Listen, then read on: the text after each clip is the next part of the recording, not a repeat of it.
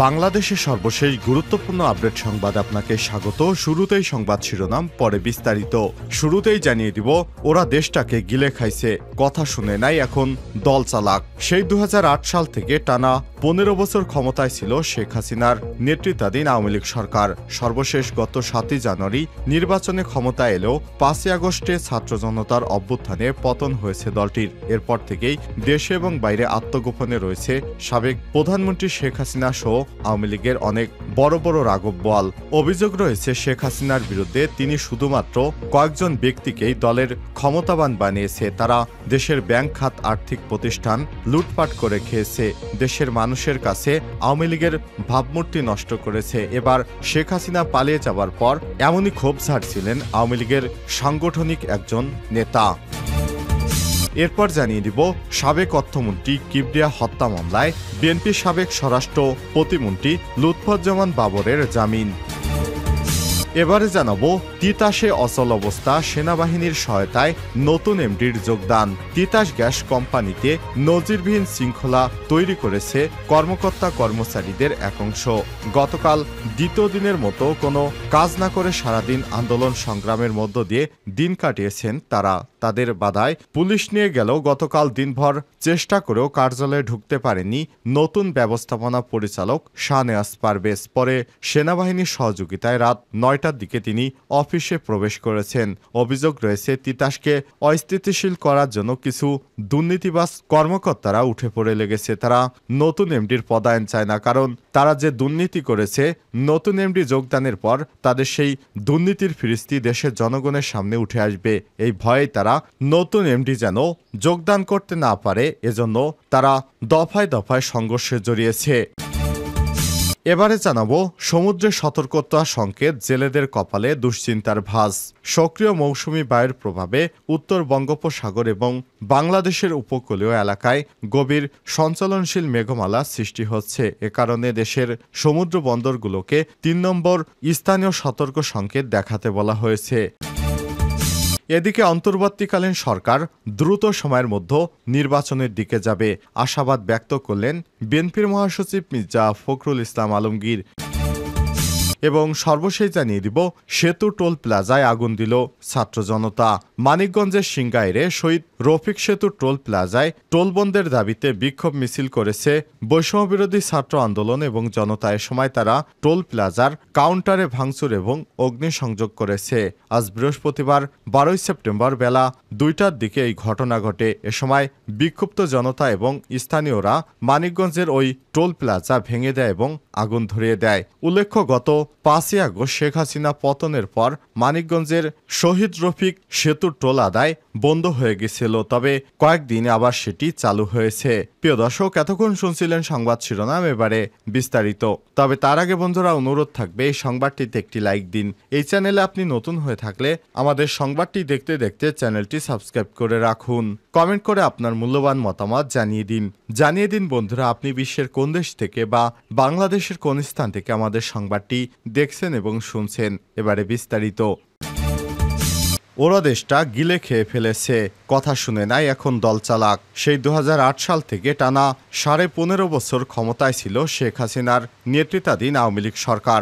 সর্বশেষ গত 7 জানুয়ারি নির্বাচনে ক্ষমতা এলো 5 আগস্টের ছাত্র জনতার অভ্যুত্থানে পতন হয় দলটির। এরপর থেকে দেশে এবং বাইরে আত্মগোপনে রয়েছে সাবেক প্রধানমন্ত্রী সহ সকল নেতারা।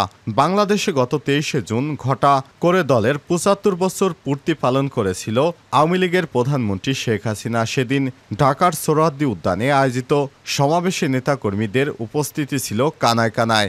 অথচ মাত্র 2 মাসের ব্যবধানে পরিস্থিতি এখন পুরোপুরি পাল্টে গেছে।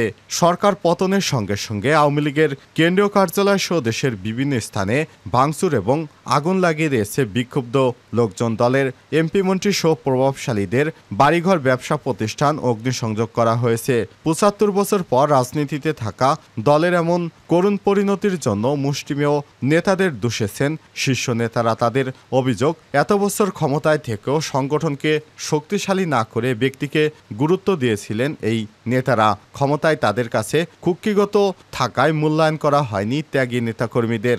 মুষ্টিমেয় নেতার কারণে দীর্ঘদিন ধরে অবহেলিত ছিলেন কেন্দ্রীয় কমিটির অধিকাংশ নেতা।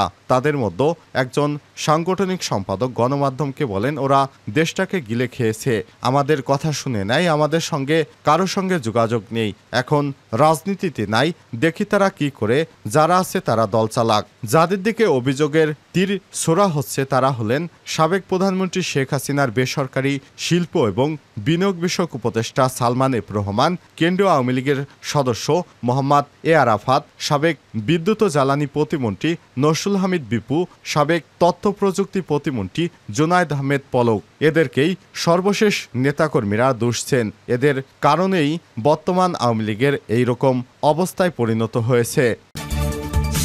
সাবেক অর্থমন্ত্রী কিবরিয়া হত্যা মামলায় বাবরের জামিন। সাবেক অর্থমন্ত্রী শাহ এএমএস কিবরিয়া হত্যা মামলায় সাবেক স্বরাষ্ট্র প্রতিমন্ত্রী লুৎফুজ্জামান বাবরের জামিন দিয়েছে আদালত। বুধবার 11 সেপ্টেম্বর বিকেলে দ্রুত বিচার ট্রাইব্যুনালের বিচারক স্বপন কুমার সরকার এ আদেশ দেন। 2005 সালের 27 জানুয়ারি হবিগঞ্জ সদর উপজেলার বৈদ্যারবাজারে এক জনসভায় গ্রেনেড হামলায় সাবেক অর্থমন্ত্রী শাহ এমএস কিবরিয়া নিহত হন। এই ঘটনায় সাবেক স্বরাষ্ট্র প্রতিমন্ত্রী লুৎফুজ্জামান বাবর, সিলেট সিটির সাবেক মেয়র আরিফুল হক চৌধুরী সহ বিএনপির বেশ কয়েকজন কেন্দ্রীয় নেতার নামে মামলা করা হয়েছে। এ মামলায় আদালতে হাজির হন আরিফুল হক চৌধুরী। মামলার অন্যতম আসামি বাবর ঢাকার কারাগারে বন্দী থাকায় আদালতে হাজির করা হয়নি। পরে আদালতের বিচারক বাবরের জামিন মঞ্জুর করেছে। সেনাবাহিনীর সহায়তায় নতুন এমডির যোগদান। তিতাস অচল অবস্থা। তিতাস গ্যাস কোম্পানিতে নজিরবিহীন বিশৃঙ্খলা তৈরি করেছে কর্মকর্তা কর্মচারীদের এক অংশ। গতকাল বুধবার দ্বিতীয় দিনের মতো কোনো কাজ না করে সারাদিন আন্দোলন সংগ্রামের মধ্য দিয়ে দিন কাটিয়েছে তারা। তাদের বাধায় পুলিশ নিয়েও গতকাল দিনভর চেষ্টা করেও কার্যালয়ে ঢুকতে পারেনি নতুন ব্যবস্থাপনা পরিচালক শাহনেওয়াজ পারভেজ। পরে সেনাবাহিনীর সহযোগিতায় রাত 9টায় তিনি অফিসে প্রবেশ করেন। জানা গেছে, গত 9 সেপ্টেম্বর তিতাসের চুক্তিভিত্তিক ব্যবস্থাপনা পরিচালক প্রকৌশলী হারুনুর রশিদ মোল্লার চুক্তি বাতিল করে জ্বালানি মন্ত্রণালয়। পরে তিতাস গ্যাস ট্রান্সমিশন কোম্পানির ব্যবস্থাপনা পরিচালক শাহনেওয়াজ পারভেজকে তিতাস গ্যাসে ব্যবস্থাপনা পরিচালকের চলতি দায়িত্ব দেওয়া হয়। তিতাসে কর্মকর্তা কর্মচারীদের এক অংশ তাকে তিতাসে বসতে দিতে চায় না। ফলে নতুন এমডি নিয়োগকে কেন্দ্র করে গত মঙ্গলবার পেট্রো বাংলায় হামলা, বিক্ষোভ এবং ভাঙচুর করে বিক্ষুব্ধরা। গতকালও তিতাস জুড়ে ছিল চরম অস্থির অবস্থা। তালা মেরে রাখা হয়েছিল এমডির কার্যালয়। তিতাসের নিয়ন্ত্রণ সংস্থা পেট্রো বাংলা জানিয়েছে, তিতাসে আন্দোলনকে উস্কে দেওয়ার পেছনে তিতাসের GMSED Helal Talukdar, Mohammad Rashidul Alam, DGM CPD engineer Enamul Haque এবং প্রোপাইটার মিটার প্রকল্পের পিডি কাউসার আলম সুমনের হাত রয়েছে। এ ব্যাপারে হেলাল তালুকদারের সঙ্গে দেখা করতে চাইলে তিনি সময় দেননি। সমুদ্রের সতর্ক সংকেত, জেলেদের কপালে দুশ্চিন্তার ভাঁজ। সক্রিয় মৌসুমি বায়ুর প্রভাবে উত্তর বঙ্গোপসাগর এবং বাংলাদেশের উপকূলীয় এলাকায় গভীর সঞ্চালনশীল মেঘমালা সৃষ্টি হচ্ছে। এ কারণে দেশের সমুদ্র বন্দরগুলোতে 3 নম্বর সতর্কতা সংকেত দেখাতে বলা হয়েছে। বৃহস্পতিবার 12 সেপ্টেম্বর সকালে দেওয়া এক পূর্বাভাসে সব তথ্য জানানো হয়েছে। এদিকে পায়রা সমুদ্র বন্দরে 3 নম্বর স্থানীয়তা সতর্কতা সংকেত। উপকূলীয় অঞ্চলে কলাপাড়ায় জেলেদের কপালে চিন্তার ভাঁজ পড়েছে। আবহাওয়া খারাপ পরিস্থিতির কারণে সাগরে মাছ শিকার থেকে বঞ্চিত জেলেরা। গত সপ্তাহের শুরুতে আবহাওয়া খারাপ থাকায় জেলেরা সমুদ্রে অবস্থান না করতে পেরে আলিপুর এবং মহিপুর বন্দর দিয়ে নিরাপদে অবস্থান করছে। আবারও সমুদ্রে সতর্ক সংকেত দেয় জেলেদের মধ্যে দুশ্চিন্তা দেখা দিয়েছে। জেলেরা জানায়, আশা ছিল এই সপ্তাহে মাছ ধরার সুযোগ পেলে কিছুটা স্বস্তি মিলবে। কয়েকদিন পরে আবার ইলিশ ধরার নিষেধাজ্ঞা শুরু হবে। 65 দিনের নিষেধাজ্ঞা গত 23 জুলাই মধ্যরাত শেষ হলেও নদ নদী এবং সাগরে তেমন ইলিশ পড়ছে না। কাঙ্ক্ষিত ইলিশ দেখা না পেয়ে জেলেরা হতাশ। ইলিশ ধরা মৌসুমে উপকূলীয় কুয়াকাটা জেলেদের জালে ধরা পড়ছে না রূপালী ইলিশ। একদম ইলিশ শূন্য জেলেরা। দুশ্চিন্তা পিছু ছাড়ছে না এখানকার জেলেদের।